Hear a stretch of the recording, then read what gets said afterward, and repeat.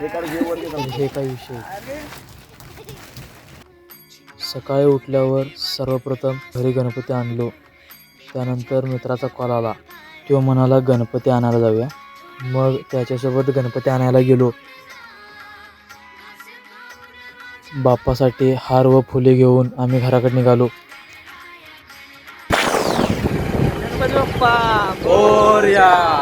मंगलमूर्ती. मोरया. घरात येऊन बसलेलो तर दुपारी परत मित्रानं कॉल केला आणि म्हणाला मंडळात गणपतीचं डेकोरेशन करायला येऊन बघून जा.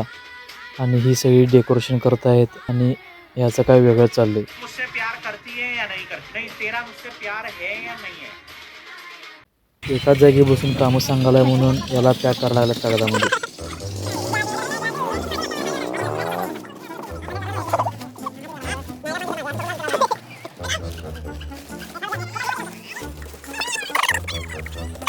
तोपर्यंत रोहित म्हणतोय रात्री गणपती गणपती बसवून टाकायला.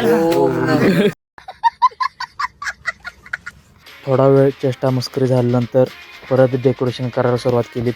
महादेवाच्या पिंडीवर पाणी घालताना बाप्पाची मूर्ती एकच नंबर दिसते.